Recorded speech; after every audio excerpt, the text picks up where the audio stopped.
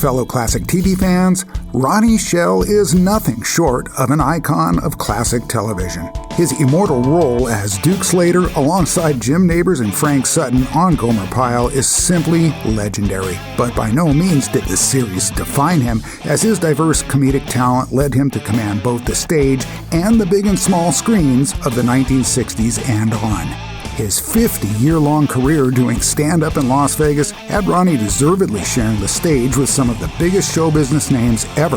To try and verbally name all of his film and television credits would be nearly impossible and would likely take up this entire podcast. But as you will hear, his reputation as one of the most down-to-earth and kind-hearted entertainers ever shines brightly throughout this interview.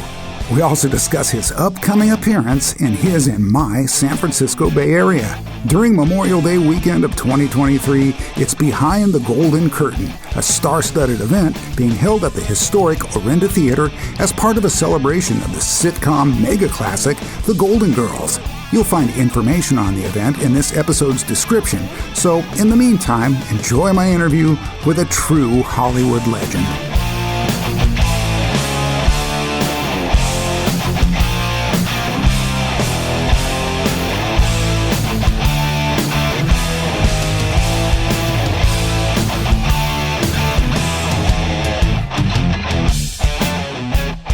Ladies and gentlemen, please welcome to the podcast the legendary, most incredible comedic actor I've ever known. I've been a fan of this man all my life. Ladies and gentlemen, the one and only Ronnie Schell.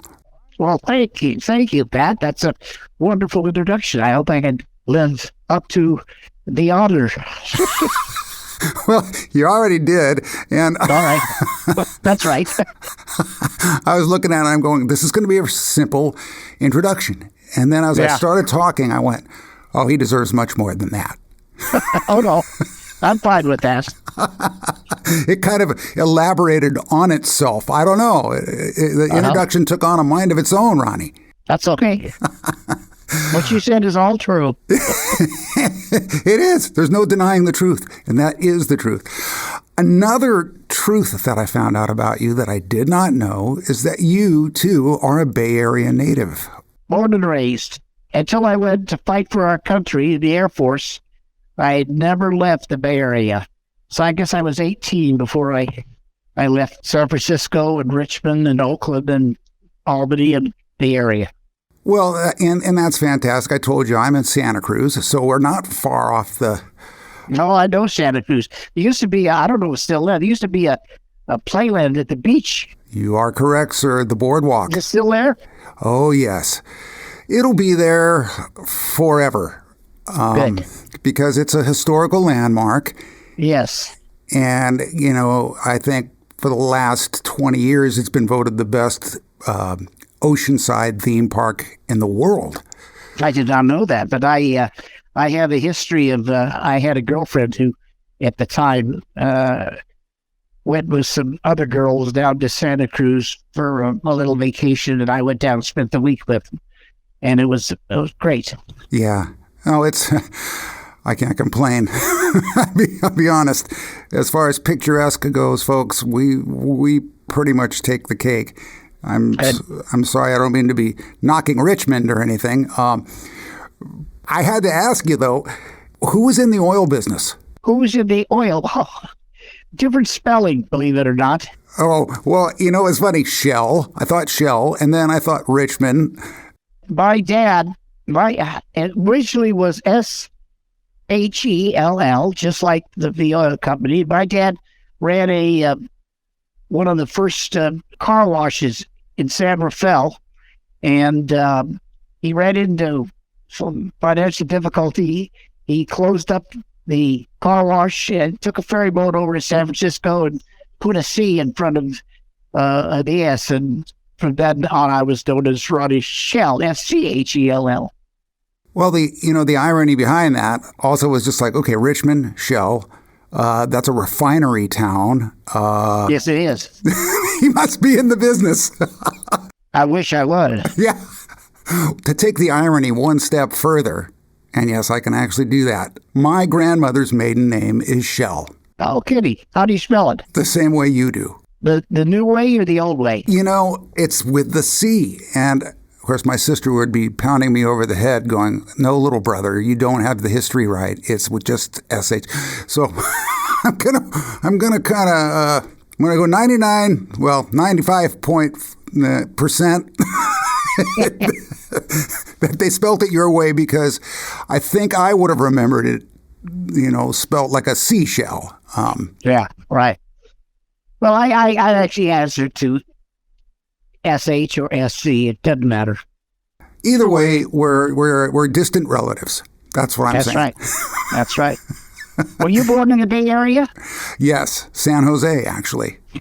San Jose. I used to work there. A nightclub. It is no longer there. I can't remember the name of it, but it was attached to a bowling alley. This is way back. And I had a great engagement there, San Jose, yeah. Well, the place changed a bit over the years. Somebody invented this thing called the silicon chip or something of that effect. And suddenly we've got a Silicon Valley. That's right. I wish it was like it was before. Yeah. Well, I mean, before it was less expensive to live there than it was to live in Santa Cruz because, of course, we were the beachside community. And there were less people. And that, too. But now that's completely flipped around, and it's twice as much to live there than it is on this fine beachfront community. I'm sure. Yeah. And I think they call it Silicon Valley for more than just the computer thing now, because a lot of those rich young executives are married. So it's expanded. I tell you, that was my one shot at just really crude, cheap humor, and I'm sitting here talking to Ronnie Schell, going, as if, Pat. As if. What are you thinking? Oh, sir, your career speaks for itself. But I've been very, very lucky. But I worked my tail off to get in every area of comedy that I knew, and that's why I got a pretty good reputation. Yeah. Boy, and the track record is, well, we'll go over a little bit of it, but I guess I'm sorry, Ronnie. I'm sure that like 99% of every interview you do goes straight to Gomer Pyle. Well, that was my biggest, I think, title. As far as I was on there 5 years, and then 2 years on a CBS television comedy music show called the Jim Neighbors Hour. Right. So it was 7 years I worked with Jimbo. Yeah, well, it was far be it from me to break from tradition, because Slater was one of my favorite characters on the show. And, because you got the other two guys that are clearly the clowns. You got Frank and Jim. They were good guys. They were good guys and much richer than I. Well, I wouldn't say much richer in talent, but maybe in money. But then again, there was a lot of talent there, too. There was. Really was. I missed them. Yeah. Well, you were just saying that you worked every angle to climb the ladder as a comedian. And well, I was like, I did voiceovers, and I did a lot of those, and I did 6 Disney films, and I did some independent films, and I worked in Vegas for 50 years. I just retired from there 3 years ago. Wow. Because I don't gamble, and I'd get down there and have a month's engagement and just sit in my hotel room. Yeah, probably not quite as fun as the heyday. No. And you were there during the heyday. I was there. I worked with some of the greats, probably mostly singers, but I had some good stories on all of them. And I'm looking forward to. I'm going to be up to. Where am I going to be? You are going to be. I'll tell you where you're going to be. You're going to be in Orinda. Orinda, of course. A week from Friday, Saturday, and Sunday in the daytime.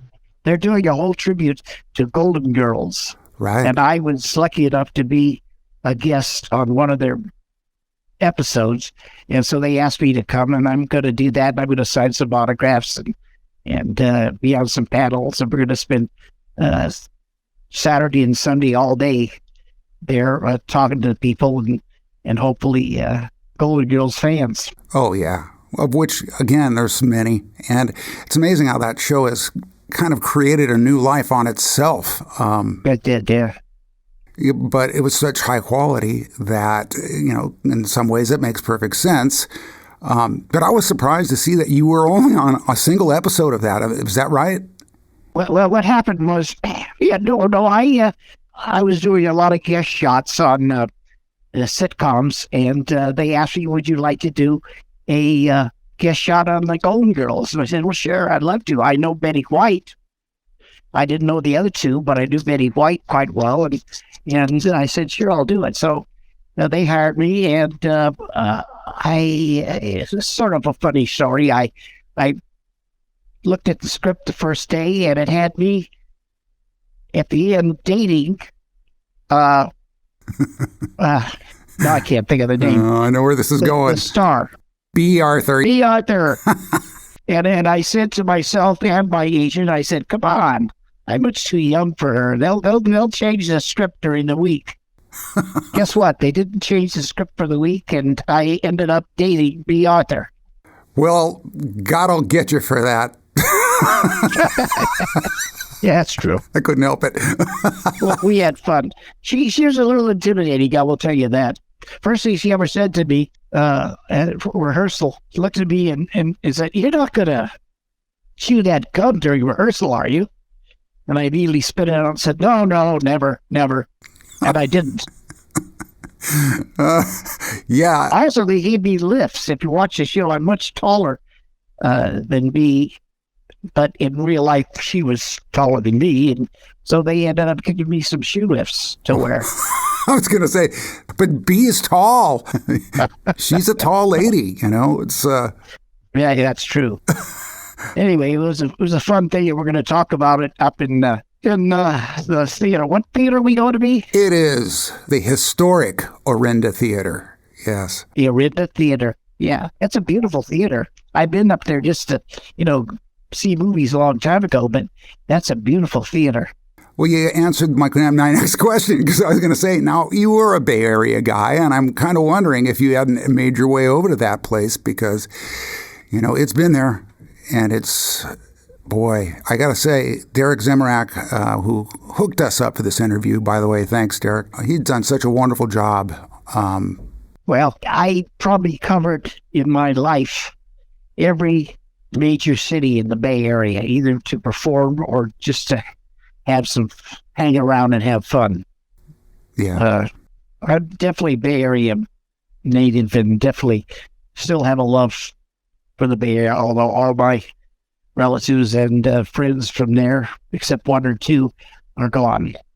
Well, San Francisco isn't what it used to be, I'm afraid. I've heard that. They're getting bad publicity in L.A., where I live now, and it says San Francisco is not a good city anymore. It's full of homeless people and high crime. And is that true? Yeah. It's shocking. It's beyond explanation, because when you look at it, it is probably one of the most beautiful cities in the world. Everywhere you look in San Francisco is a picture. Exactly. Is a photo. Even except for that guy laying on the street with the trail of urine running down the sidewalk. Oh, that's true. Yeah, that's true. Well, this is the way I used to see it. Yeah. Well, again, it was picturesque, and the movies will tell you that. And that's the strange thing about it, is because you can't take that away. I mean, unless you blow it up or give us another good shaker, it's pristine and gorgeous. And then you get to street level and you're like, dear God, get me out of here alive. Yeah. Please. Everything changes. Yeah. Well, and, we're not going to get political here, Ronnie, I promise. But policies are a little shaky. Well, I'm going to have some fun up in Orinda. Absolutely. Cross the bay, a little cleaner. It's a gorgeous area. That town is just... yeah, it is. Yeah. And it has a lot of history. When I was a kid growing up in the East Bay, we used to go to Orinda. I can't think of the name of the nightclub. There was a famous nightclub in Orinda, and all the guys from Richmond and El Cerrito and Albany and Berkeley would, on the weekends, go to this club. I'm sure it's gone now, but So I spent a lot of time up there in Orinda. No kidding. See, I don't really know much of the history of that town, unfortunately. So yes, Orinda was fun and still is and still gorgeous, and it's waiting for you. You know, we were talking about the Golden Girls, and obviously these sitcoms that in my head, I was like, if Ronnie, Schell, and I were standing over a sea of classic sitcoms, if I just shot an arrow up in the air, I'm guessing it would come down and hit one he's been on. Well, I put this phone in the wrong ear, and I didn't hear what you said, but it sounded complimentary, so I'll say, that's right. That's right, Pat. You better believe it. Don't make me repeat that. No. I just want to make sure you play this before I get there, because I want a big crowd of Bay Areans to come out and see me and say hello and sign some autograph pictures and stuff like that. Absolutely. Oh yes. Well, we're gonna get it out there and publicize as much as possible. Derek's a good friend, and I know this is going to be a great event because, you know, the steam for that show is hot. You know, it just is. So I think it'll be a pretty good turnout. But what I was saying was just, I guess I'll need to rephrase it so I don't sound redundant. I'm going to rephrase that complimentary thing I said that you missed. Here it comes. And it was, if you shoot an arrow up over a sea of the classic sitcoms, chances are it's going to come down on one that Ronnie Schell has been on. I think I did most of the ones. The one that I missed that I now watch every night in the reruns, and I could have done guest shots on it, and I didn't, and I'm so sorry because I never missed it, is MASH. Oh. I thought MASH. I'm watching MASH every night. Between MASH and Gunsmoke, that's what I watch TV in. Yeah. Well, how can you go wrong? No, you can't. Unless, of course, it's the Golden Girls. Now. Oh, I'm sorry. And the Golden Girls. We had to do that. Got to put that in there. You know, every time I got past the opening theme song of the Golden Girls, I was in. Right. I was all in. I just love that show. Well, what they do, I think, when you go up there, I mean, what are there next week? It'll be next week, I guess. Oh, 2 weeks. 2 weeks, yeah. They'll probably show some episodes, hopefully mine, and I'll enjoy it again. Yeah, and better yet, on a big screen. I mean, a theater screen. That's right. So even funner. Well, again, that's going to be a wonderful event. I'm going to make it up there. You better. I know that a lot of people are looking very much forward to it. If you could have picked one... Okay, I said you obviously picked the sitcom that went, oh, shoot, I wish I'd have been on that one. But is there anyone that you actually had done where you went, man, am I glad I did that? Besides, I know that's probably a really vague question, but is there one that just sticks near and dear to your heart? Yeah. I think there was a couple. I see. One example, I did Sanford and Son. Yeah. Yeah, that's the one where I played the mayor of the city. And I enjoyed that. And I did 3 episodes of the 3 guest shots on Happy Days, and I enjoyed that. And I did 6 Love American Styles. I don't think we have that anymore on the reruns, but I did a Love Boat, and that was fun. So I did most of the shows, and I can't think of any show that I did that I didn't enjoy. I really had a great time being a guest on these shows. Right. I know that during the Gomer Pyle years, there was that shot that you took for your own sitcom where you played a disc jockey, if I'm not mistaken. Oh, yeah. What happened there, it's unfortunate, but when I was in the second year of doing Gomer, 2 writers, Persky and Denoff, who created the Dick Van Dyke Show, and they did that on the same lot that we did Gomer. And they liked my comedy, and so they wrote a character for the pilot to do. And so I said, Jim, I hope you don't mind, but I've got a chance to do this pilot, and I'll probably be a big star as a result of it. So long, Jim. This is the second year, and then the year after that, I was on the Gomer Pyle show. But there's a story behind it. we were not very good in the ratings. We were opposite Tuesday night at the movies when NBC first run movies, you see. And so every night in America, people would say, well, who should we watch tonight? Ronnie, Schell, or Cary Grant? And I lost. I can't imagine. I think we did 38 episodes, but we had fun, and we made an amazing discovery. A girl by the name of Goldie Hawn, who played my girlfriend throughout the series. Yeah, never heard of her. No. You know, and it's funny, she had her go-go dancing style back then, and I just saw a video of you and her go-go dancing. Yes, I'm sure you did. You know, she was a go-go dancer out of Baltimore, and they hired her to do a guest shot as a dancer on an Andy Griffith special, and that's when the Percy and Nedoff, these creative writers, saw her and said, "We got to fit her in," and so they put her in as my girlfriend. Well, I thought, God, Ronnie, you're really holding your own. Keep going, buddy. Well, coincidentally, one of my 6 movies for Disney was called The Strongest Man in the World, and guess who the star of that was? Oh, some guy named Russell? I don't know. Goldie Hawn's husband. Oh, yes. I call him Russell, but it's Kurt, of course. Right, yeah, that's right. That's right. And when it was all over, and, you know, looking back, we really had good times together. And now I have a granddaughter who goes over to Goldie Hawn's grandson's house in the area. And she'll say, that Ronnie, he drove me crazy. That's what Goldie says now. He was like, well, payback. No, isn't that amazing, though? You can make a reconnection based on your offspring. Well, you know, you never let go. Showbiz, you're made friends to all the people, unless, you know, you have some bad karma. But I always made friends with all the people I worked with. You know, I picked that up, and with all the interviews I've heard, no one has said one negative thing about you, Ronnie. I'm sorry. Well, God bless him. Gilbert Gottfried tried, but I don't think... Oh, I did too. I did 2 Gilbert Gottfried radio shows, and it just worked out great. He was a great little comedian, I thought. Didn't you? Oh, absolutely. Absolutely. And I thought the show was great, too. Yes. I wasn't aware that he was ill, so it was kind of a shocker. I wasn't either.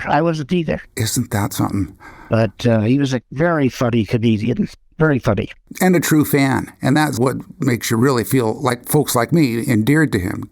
Yeah, that's true. Well, he had me back the second time right away because I caught his funny bone for some reason. And so... you guys and your dirty jokes, I'm telling you. Oh, yes. Well, you see, on the Had Issue, you could tell any had a joke, and you got away with a lot more. So I didn't do anything dirty, but I had some that were you couldn't do on TV, right? Exactly. And if you want to drop any of those words, you can here too. But I don't really give it opportunity. Yeah, right. Unless I screw up. He's like, you asshole, try that again, Pat. I'll put you off the air. Oh, no. Again, those were a couple of my favorite of his episodes because you guys obviously just, went off on each other. And we got along good. Someday I'll tell you, when I come up there next week, I will tell you the Alan Ladd story, true story, that drove Gilbert crazy with laughter. Oh, yes. I'm not going to tell it now, but when I see you up there at the Orinda Theater next week, I will tell the Alan Ladd story, which I guarantee, will make you laugh. I'm sure it will. I'll come straight up and say, Ronnie, what was that Cheryl Ladd story you were going to tell me? But I'll tell you. You got the wrong lad. I worked with her once. I did 2 episodes of Charlie's Angels, and then I did a spinoff that Jackie Smith did by herself, and I did that show too. So I got my nose in the pie as much as I could. And it just so happened to be with all the most beautiful women that have ever lived. Absolutely. Thought I'd finish your sentence there for you, Ronnie. Breathtaking. But I was very happily married at the time, and still happily married to a very beautiful lady. We're in our 54th year. Oh, how wonderful. Of marriage. And Wow. I'm very happy. Well, Not happy. I'm not, we fight. Everybody fights after you've been married for as long as we have, but still, I would give her up for anything. oh, that's wonderful. I'm in my 26th year, and if we don't fight, then I know there's something wrong. Yeah. How come we haven't fought lately? I'm getting a little nervous. That's true. What lies underneath? Hello? Oh, well, gosh, this has just been such an honor to speak to you, sir. I've, like I said, been a fan forever, and I know many of the folks that I'm listening to feel the exact same way. Well, thank you, Pat. I hope that you bring your recording paraphernalia up there. We'll do another one. Yeah, I'm trying to get more portable as life moves on, but it's Memorial Day weekend, folks. Is that what it is? Yeah. Yeah, okay, great. I'm going to get up there at least for the day that you're there. I know it's a 3-day event. Yes, I'll be there from 1 o'clock to 5 o'clock on Saturday and 1 o'clock to 6 o'clock on Sunday. So it'll be all daytime. There you go. There it is. There's your Ronnie Schell window. Go say hi to Duke Slater himself. Oh, that's right. Well, it's so interesting. So many people identify you as that, and I am guilty. Duke Slater, right. You were so powerful at that because you were the straight man. You hit the nail on the head. Very few people know that I was hired to be the sane guy in the Marines. I mean, the sergeant was bigger than life, Gomer was bigger than life, and I was hired to be sort of the person that would be watching at television saying, what these guys are, if you see the show, I was always correcting Jim and trying to evade the sergeant. So, but the heart was there in a good place. You had the streetwise thing, but you always had that peripheral vision going on to protect Gomer. I always loved that. Yeah. But again, I was thinking, geez, you worked all those years in comedy only to become up straight man for your most well-known role. But I think that probably worked to your benefit because I just can only imagine how many times you were wishing, oh, I got such a good comeback for this, and I can't use it. I did whatever I could to make it good. I never did anything that I thought was below my standards. And whether it was comedy or a straight person, I played it to the hilt. Yes, perfectly, I might add. Oh, thank you very much. That sounds like a good note to end this on. Okay. Well, I'll see you and all your fans up in Orinda. Yes, at the theater. For sure. Okay, Pat. And everybody will have all the links to how to find that. And Ronnie, thank you again. I appreciate it. All your fans appreciate it. And I will leave some information, like I said, in the description on this event. And get up there and meet him and hang out. And it'll be just wonderful. I appreciate it. And maybe we'll do it again up in Orinda. That sounds like a plan. Okay. All right, sir. Thank you again. Hang in there. I will. You too, bud. Bye-bye. Bye. There you have it, another Retro TV Radio in the books. Keep up with all that Ronnie has going on by visiting his website at ronnieschell.com and check out the links for tickets to meet him in person over Memorial Day weekend in Orinda, California. It's titled Behind the Golden Curtain, and the event is jam-packed with many special guests involved with the classic series, The Golden Girls. If you like this podcast, please subscribe and leave me a positive rating and review. You can also find me on YouTube, Facebook, and Instagram at Golden Rage of TV and on Twitter at Golden Rage of TV1. This is your host, Pat McCormack, and thanks for listening to Retro TV Radio.